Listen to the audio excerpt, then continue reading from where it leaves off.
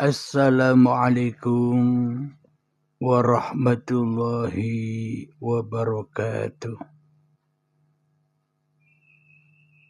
Bismillahirrahmanirrahim. Ashhadu an la ilaha illallah wa ashhadu anna Muhammadar Rasulullah. Allahumma salli ala Sayyidina Muhammad wa ala ali Sayyidina Muhammad. Rabbi syrah li sadri wa yassir li amri wahlul 'uqdatam min lisani yafqahu qawli. Amin. Bismillahirrahmanirrahim. Salam hormatku, salam ta'zimku selalu buat para sahabat-sahabatku tercinta, baik yang ada di dalam ataupun yang ada di luar negeri. Semoga kita semua senantiasa selalu di dalam bimbingan Allah, di dalam kasih sayangnya Allah Subhanahu wa ta'ala. Amin ya rabbal alamin. Alhamdulillahi rabbil alamin. Di ba'da subuh yang indah ini, kita akan mengkaji dengan tema mendengar sabda Allah. Mendengar sabda Allah secara langsung. Alhamdulillahirabbil alamin.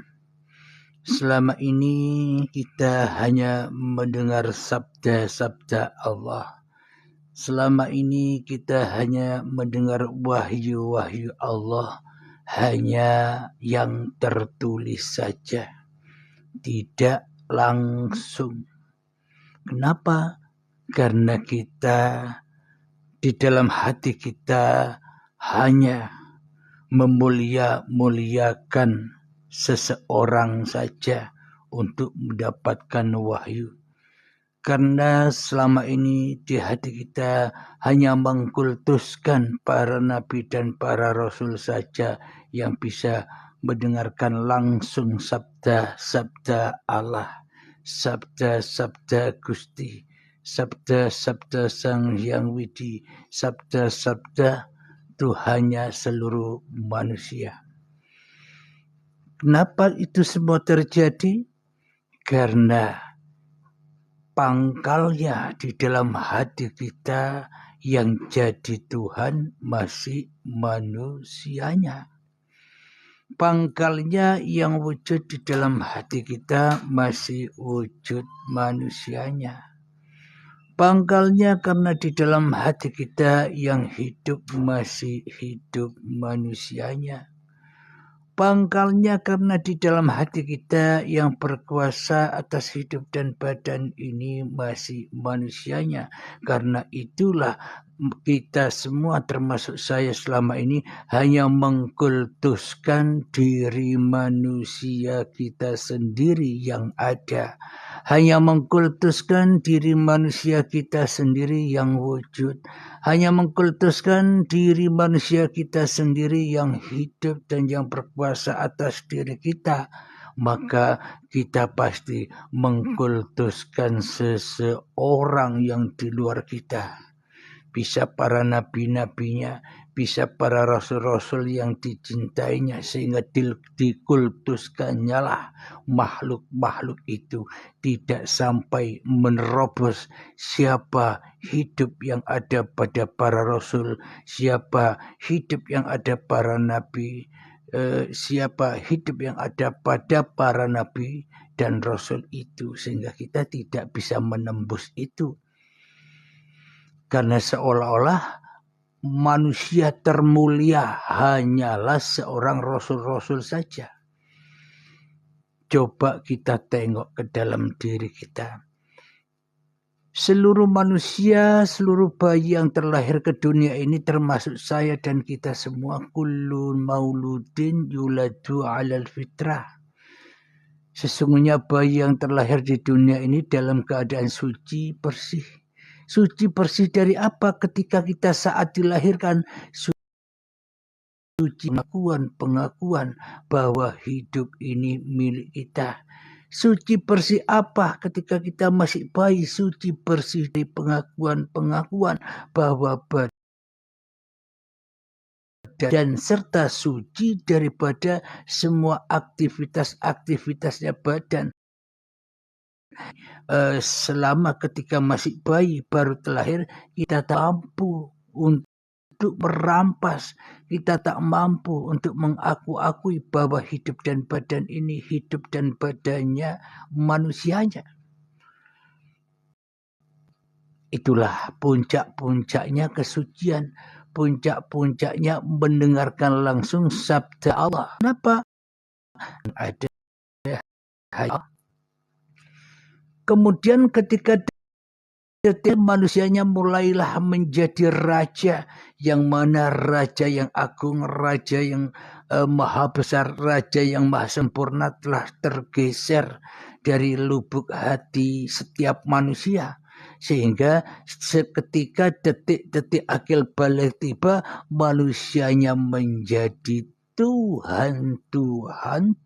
Manusia Allah, manusianya menjadi Allah, manusianya menjadi Gusti, manusianya menjadi raja di rajanya hati, yang seolah-olah menghak kuasai atas hidup dan badan yang tak pernah ia miliki, yang seolah-olah berkuasa atas hidup dan badan yang tak pernah ia ciptakan.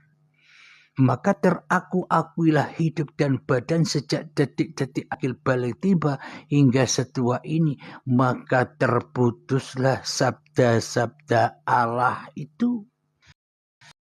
Maka terputuslah sabda-sabda ilahi. Maka terputuslah wahyu-wahyu ilahi. Kenapa? Karena manusia sudah memasuki alam kekotoran. Manusianya berada di dalam alam kenajisan. Manusianya berada di dalam kegelapan. Alam kegelapan diri manusianya yang masih terhijab akan Tuhannya. Itulah alam kegelapan itu. Itulah minad dzulumat. Itulah alam kegelapan itu ketika manusianya sudah menjadi rajanya hatinya. Ketika manusianya sudah jadi Tuhan yang paling wujud di dalam hatinya daripada Tuhan yang menciptakannya. Sehingga Tuhan yang menciptakannya tergoibkan, tak ada, yang ada hanya diri manusianya.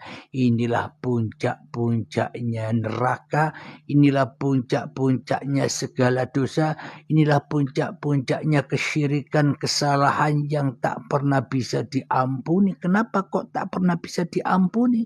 Bagaimana mungkin Allah mau mengampuni sedangkan manusianya tak mau bertaubat dari menjadi Tuhan?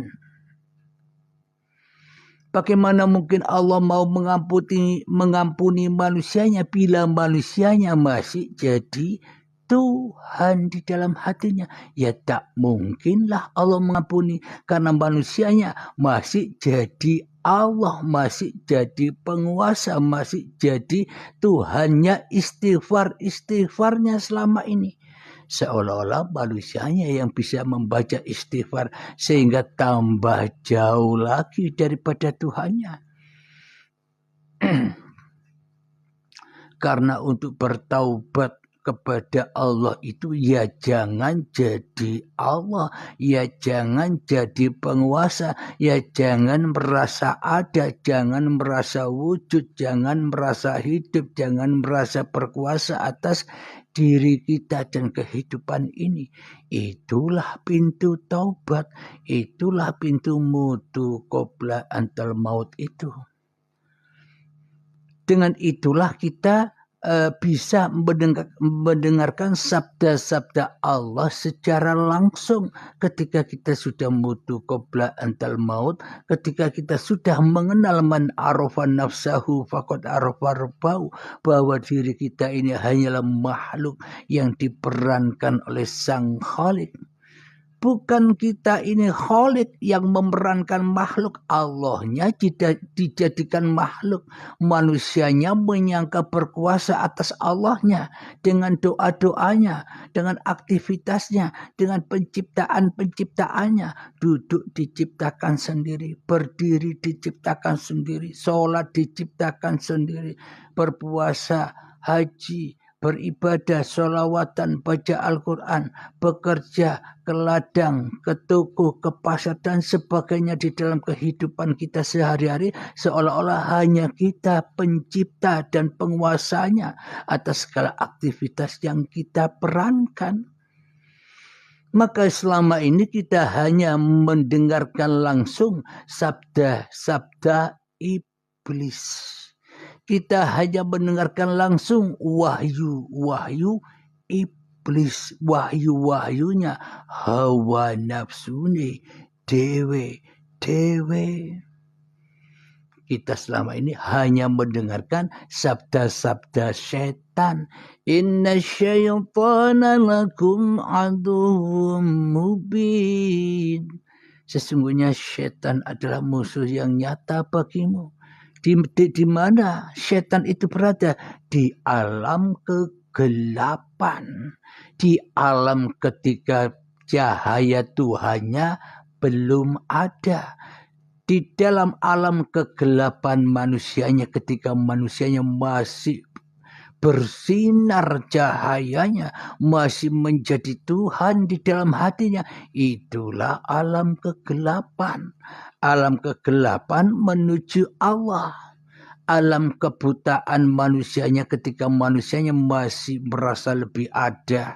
Ketika manusianya masih merasa lebih wujud.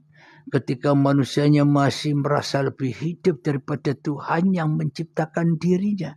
Itulah alam kegelapan yang dibaca, yang disaksikan, yang didengarkan selama ini hanya sabda-sabda syaitan. Hanya wahyu-wahyu syaitan. Karena kita selama ini telah berputus asa dari rahmatnya Allah. Maka dari itu para nabi dan para rasul, bahkan Kanjeng Nabi Muhammad itu hanyalah simbol, contoh untuk kita ikuti. Jangan mengkultuskannya sehingga kita tak mampu mengikuti. Kenapa? Karena menganggap manusia yang mulia. Kita ini manusia yang kotor. Bagaimana mungkin kita sama derajatnya dengan para nabi dan para rasul? Lah kita semua umat manusia ini kan diciptakan sebagai khalifah. Sebagai insan yang termulia.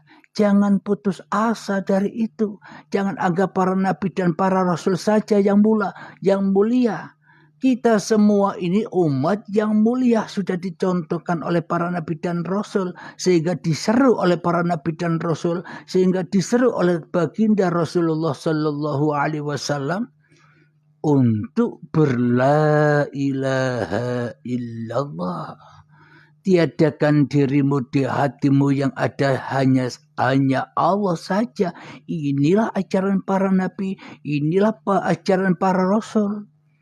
Kita mengkultuskan para nabi dan rasul, tapi kita tak ikut akidah hatinya para nabi dan rasul, ya percuma dan tak berguna.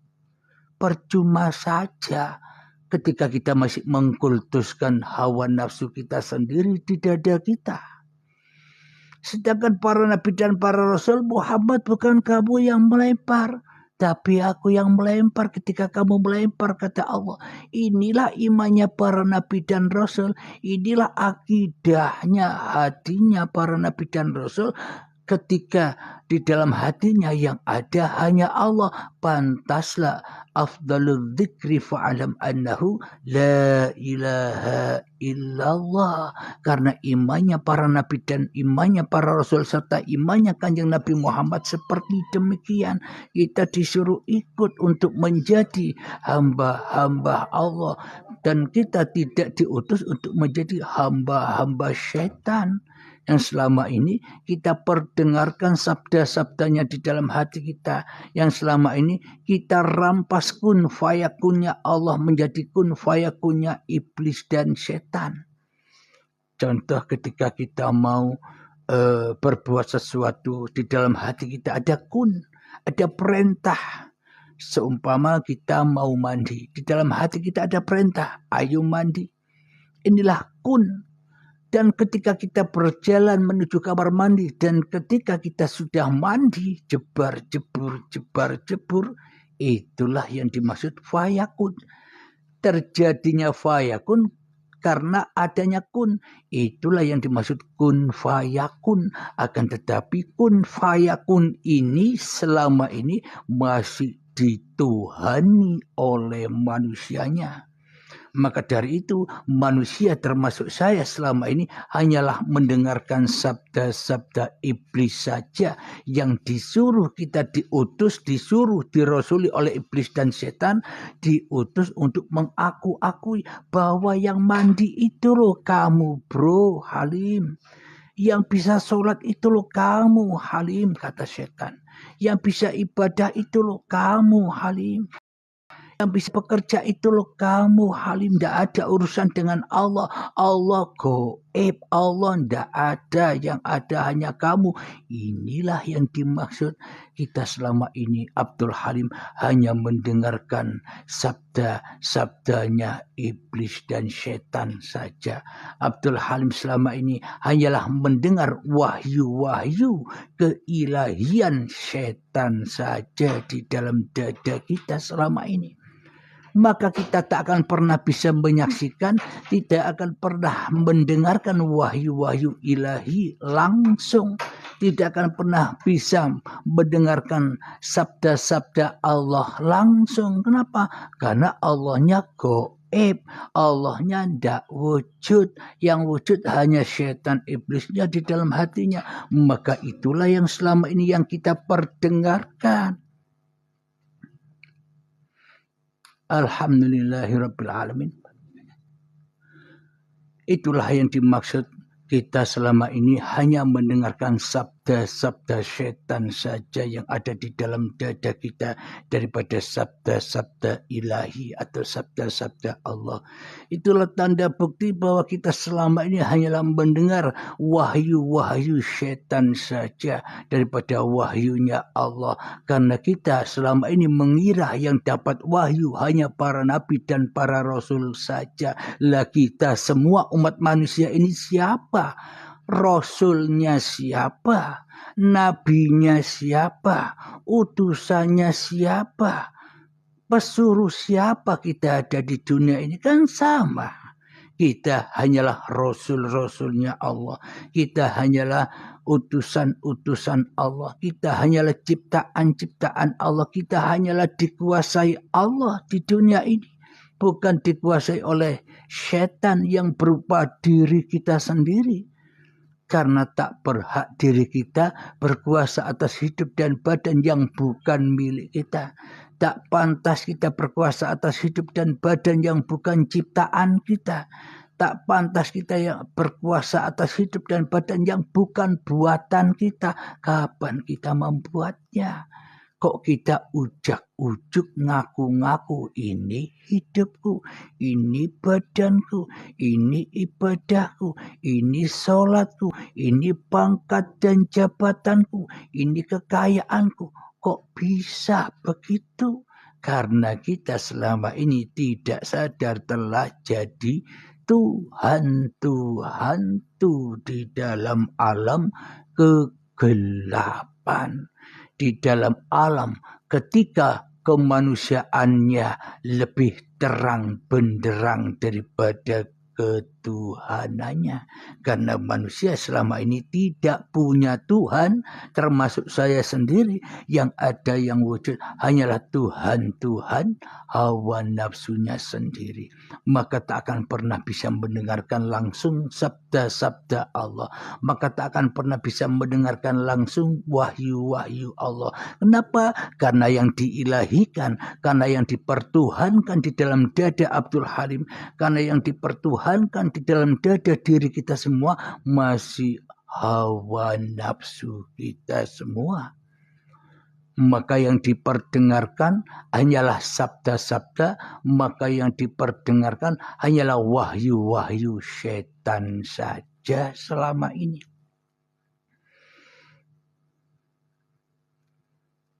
Alhamdulillahirabbil alamin. Menanggapi di dalam komentar pembahasannya kok selalu sama, ya sama, yang dibahas hanya Allah. Mana ada Allah yang beda, Allah hanya Esa. Apapun judulnya pasti sama ketemu yang Esa, apapun agamanya, apapun bahasanya. Maka pasti ketemu yang Esa. Tujuannya di sini adalah untuk kembali kepada Allah, bukan kembali kepada hawa nafsu. Tergantung yang menilai. Bila yang menilai masih besar sinar kemanusiaannya, ya ndak akan bisa klik hatinya. Pasti bosan mendengarnya. Kenapa? Karena ndak ada cinta-cintanya kepada Tuhannya. Karena yang dicintai hanya hawa nafsunya, ya pasti bosan mendengarkannya. Maklum sajalah. Alhamdulillahirabbil alamin. Lalu bagaimanakah caranya agar kita bisa mendengarkan sabda-sabda Allah secara langsung, bisa mendengarkan wahyu-wahyu Allah secara langsung? Caranya adalah putuskan cahaya manusianya di dalam hati kita. Bawalah cahaya yang gelap ini, bawalah cahaya kemakhlukan ini kepada Sang Penciptanya. Bawalah cahaya yang gelap ini kepada cahaya Penciptanya yang terang benderang. Maknanya kita menyadari, man arafa nafsahu, barang siapa tahu mengenal diri manusianya. Siapa sih diri manusia ini? Bila kita belum tahu kepada diri manusia kita, bagaimana mungkin kita bisa mengenal Tuhan yang menciptakan kita? Jadi untuk mengenal Tuhan yang menciptakan diri kita, ya kita harus mengenal dulu kepada siapa diri manusia kita, ciptaan ini. Bahwa kita hanyalah makhluk ciptaan. Makhluk itu hanya dicipta, tidak bisa mencipta-cipta sendiri. Makhluk tidak bisa mencipta hidupnya. Makhluk tidak bisa mencipta badannya. Manusia, makhluk takkan pernah bisa menciptakan sholatnya, menciptakan ibadahnya, menciptakan duduknya, menciptakan masaknya di dapur. Makhluk tak bisa menciptakan bekerjanya tiap hari. Makhluk tak bisa menciptakan pangkat dan jabatannya. Kenapa? Tanpa hidup, tanpa uripe Allah, semua itu takkan pernah ada. Jadi semua yang diperankan, yang dimiliki oleh makhluk itu hanyalah milik Sang Khalik. Tuhan yang berkuasa, Tuhan yang menghidupi, Tuhan yang menciptakan makhluknya. Hanya Tuhanlah yang berkuasa atas makhluknya.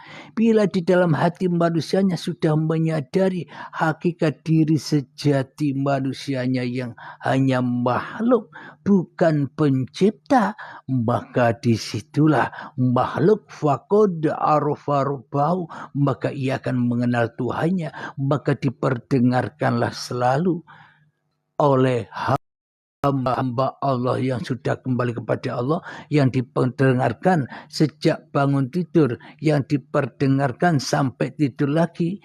Di dalam kehidupannya hanyalah sabda-sabda Allah, sabda-sabda Allah, wahyu-wahyu Allah, wahyu-wahyu Allah secara langsung, tunai, jelep.